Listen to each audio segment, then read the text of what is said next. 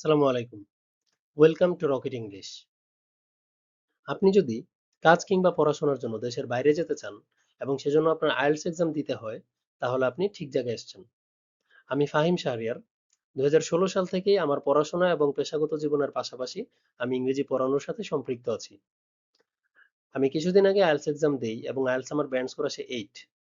So আমার IELTS এক্সামের experience এবং আমার এতদিনের পড়ানোর এক্সপিরিয়েন্সের আলোকে আমার মনে হয়েছে বেশ কিছু ব্যাপার থাকে যেগুলো সম্পর্কে প্রস্তুতির আগে আমাদের জানা থাকলে আমাদের প্রস্তুতিটা আরো ইফেক্টিভ এবং আরো সহজ হয়ে যায়।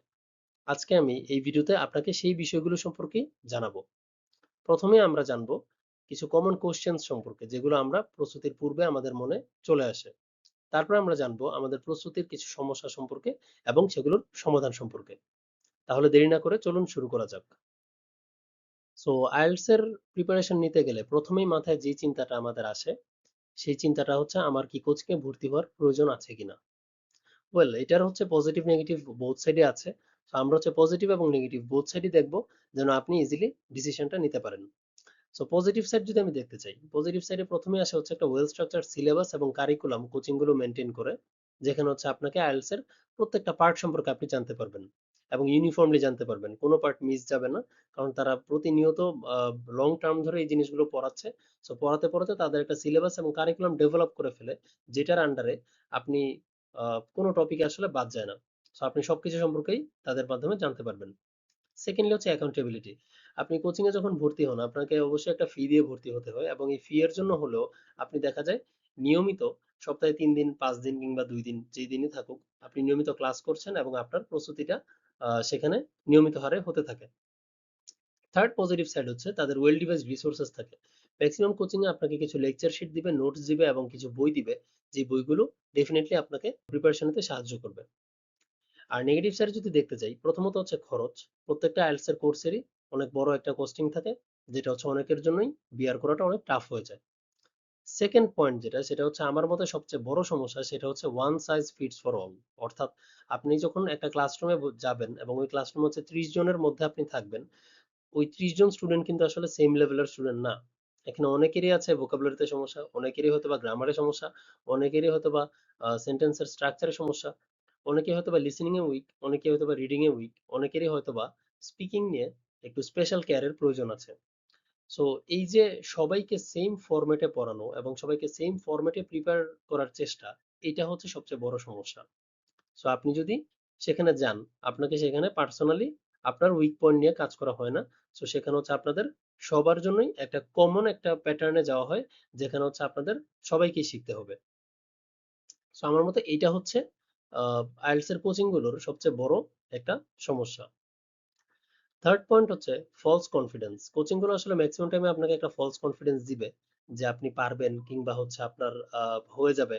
সো এই ধরনের ফলস কনফিডেন্স এর জন্য আসলে কোচিং গুলো আমার মতে ইগনোর করা উচিত।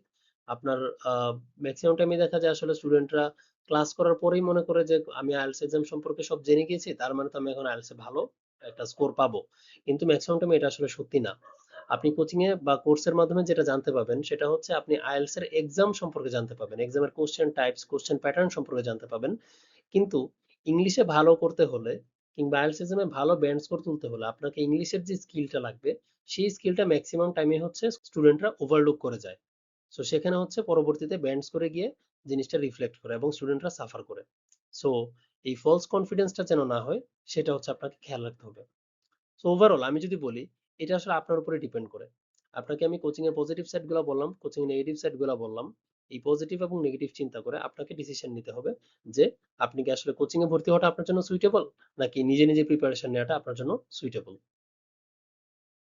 সো সেকেন্ড যে কোশ্চেনটা আমি পাই স্টুডেন্টদের কাছ থেকে, সেটা হচ্ছে গ্রামার কি আসলে প্রয়োজন আছে কিনা আইএলটিএস এক্সামের জন্য। সো একটা কমন মিসকনসেপশন বাজারে প্রচলিত আছে, যেটা হচ্ছে আপনি শুনে থাকতে পারেন যে আইএলটিএস এক্সামের জন্য আসলে গ্রামার প্রয়োজন নেই। যেটা আসলে আহ, অনেকাংশে সত্যি, অনেকাংশে আবার মিথ্যা। প্রথম পয়েন্ট হচ্ছে গ্রামার আসলে অপশনাল না। আপনি যদি ইংলিশে ভালো করতে চান আপনার অবশ্যই গ্রামারটা জানা থাকতে হবে। এখন তাহলে মানুষ কেন বলে যে গ্রামার আসলে জানার দরকার নাই আইএলটিএস এর জন্য? তো এটা আসলে বলে যে কারণ আপনি যদি এনাফ প্র্যাকটিস করেন, এনাফ প্র্যাকটিসের মাধ্যমে আপনি গ্রামারের প্রয়োজনীয়তাটা ওভারকাম করতে পারেন, কারণ আপনার তখন গ্রামারটা আননোয়িংলি বা সাবকনসিয়াসলি আপনার প্র্যাকটিসের মধ্যে চলে আসে। খুব সহজ একটা এক্সাম্পল দিয়ে বুঝাই। আপনি বাংলাদেশে জন্মগ্রহণ করেছেন এবং খুব অবভিয়াসলি আপনি ছোটবেলা থেকেই আপনার মাতৃভাষা বাংলা, আমরা সবাই বাংলা ভাষা শিখে শিখে বড় হয়েছি। এখন আপনি চিন্তা করে দেখবেন, আমরা যখন স্কুল কলেজে গিয়েছি, আমরা ব্যাকরণ শেখার আগেই কিন্তু আমরা বাংলায় খুব প্রপারলি কথা বলতে পারি কিংবা লিখতে পেরেছি। এখানে আপনাকে কিন্তু বাংলা ব্যাকরণটা জানতে হয়নি।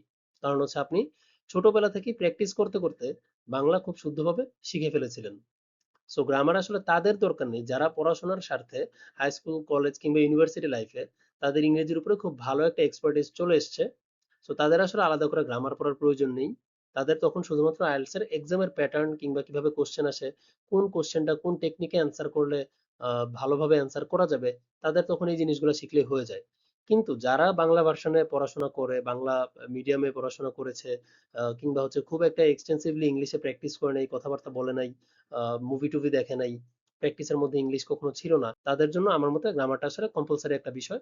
এবং আপনাকে অবশ্যই আইএলটিএস প্রিপারেশনের আগে মিনিমাম লেভেলের গ্রামারটা আপনার স্টাডি করা উচিত।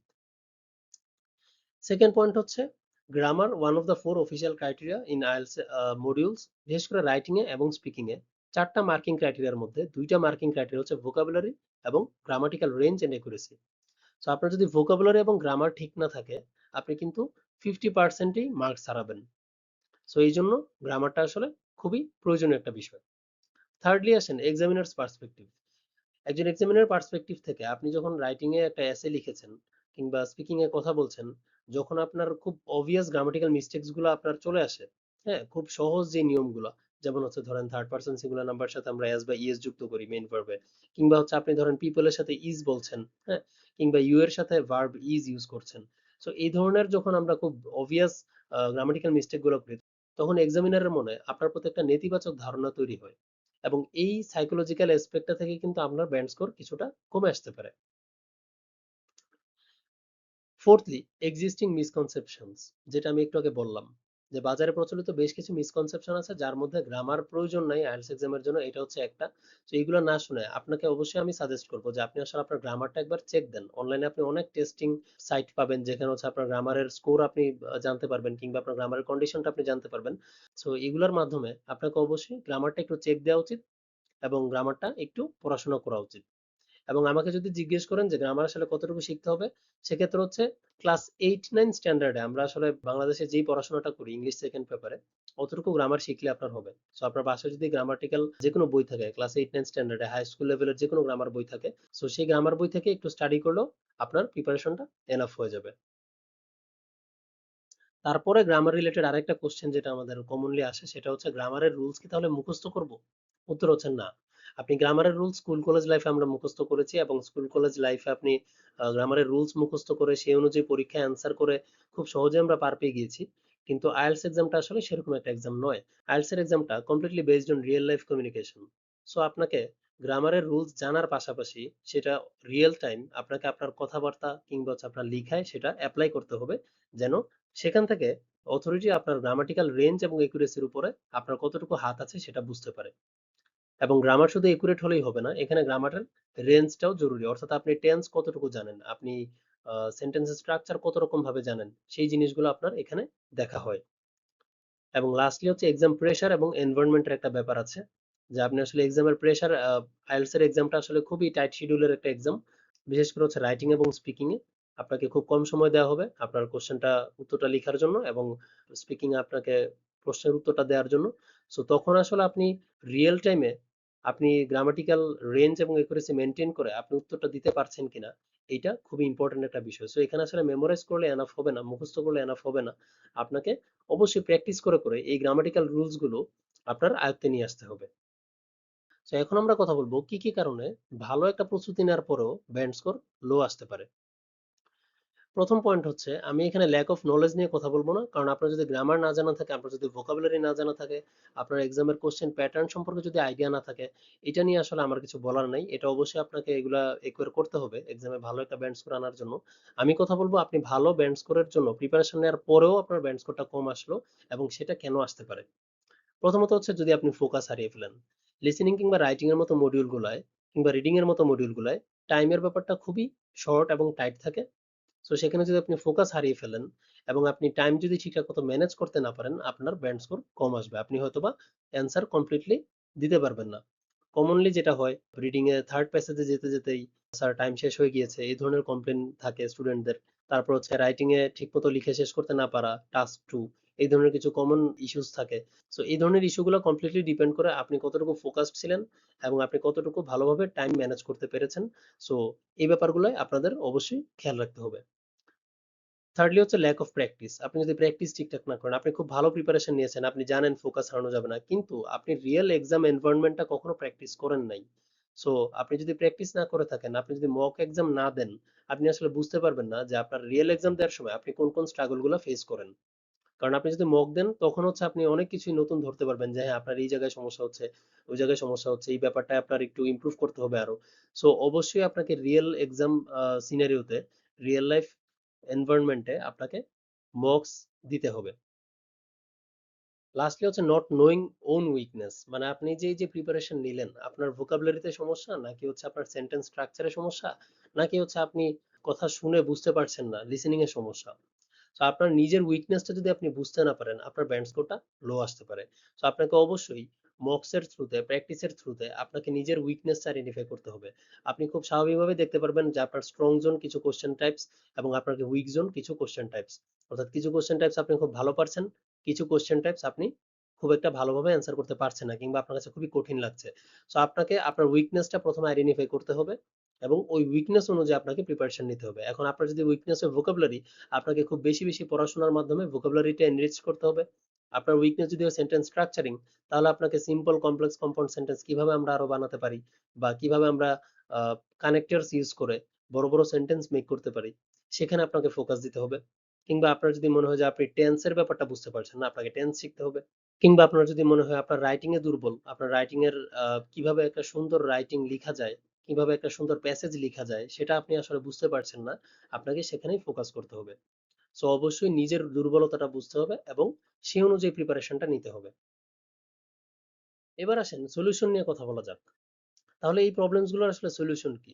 প্রথম সলিউশন হচ্ছে আইডেন্টিফাই দ্য প্রবলেম ফার্স্ট। আপনাকে প্রবলেমটা প্রথমে আইডেন্টিফাই করতে হবে। আপনাকে বুঝতে হবে যে আপনার সমস্যাটা আসলে কোথায়। আপনার কি টাইম নিয়ে সমস্যা?